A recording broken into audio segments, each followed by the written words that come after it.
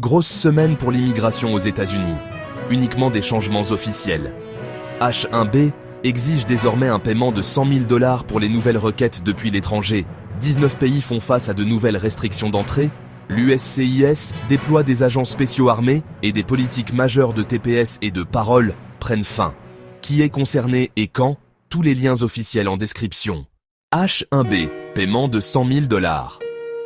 Ce qui change. Une proclamation présidentielle restreint l'entrée des titulaires H1B, sauf si la requête est accompagnée ou complétée par un paiement de 100 000 $. Fenêtre des 00001 EDT le 21 septembre 2025 pour 12 mois, sauf prolongation. Des exceptions pour l'intérêt national existent, mises en œuvre par DHS et le département d'État. Qui est visé? Bénéficiaires situés hors des États-Unis. À l'écran, CEP 21 2025, CEP 21 2026. Impact: pour la saison CAP 2026, les nouvelles requêtes après le 21/7 doivent inclure ce paiement.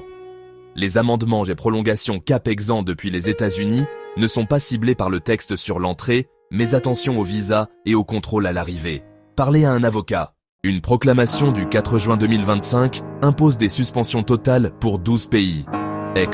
Afghanistan, Haïti, Iran, Libye, Somalie, Soudan, Yémen, et partielle pour 7.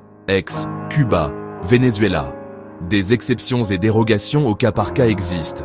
Le département d'État a annoncé des suspensions de délivrance de visas alignés. CBP a publié une note d'application. Entrée en vigueur, 9 juin 2025.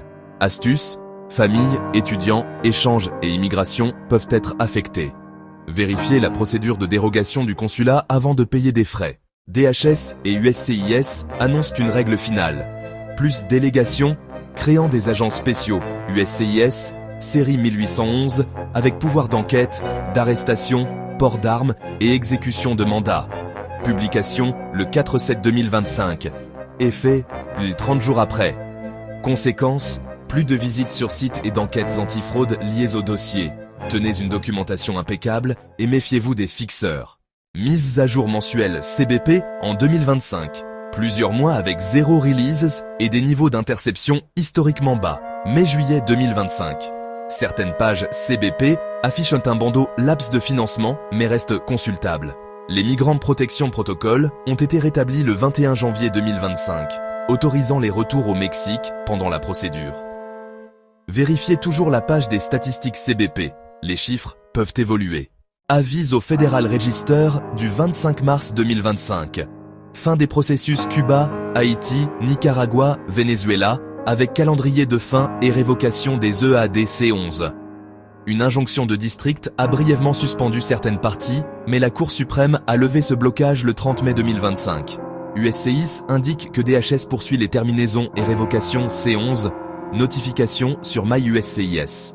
Action: connectez-vous à MyUSCIS. Consultez un avocat, asile, famille, travail, autres recours. Haïti. Fin annoncée pour le 2/7/2025. Litige repoussant la première date possible au 3 février 2026. Voir page TPS Haïti. Nicaragua. Fin annoncée. Effet 60 jours après publication au FR. Communication du 7 juillet 2025. Venezuela. Fin de la désignation 2021. Avis du 5/7/2025. Fin 60 jours après FR. Une alerte du 3 FEV 2025 a mis fin à la désignation 2023. Vérifiez votre désignation exacte. Toujours confirmez votre fenêtre et les extensions automatiques 2AD sur us6.gov TPS. USCIS met en place le test civique 2025 pour les N400 déposés à partir du 20 octobre 2025. 20 questions orales issues d'une banque de 128, 12 bonnes réponses requises. Les dossiers antérieurs conservent le test 2008.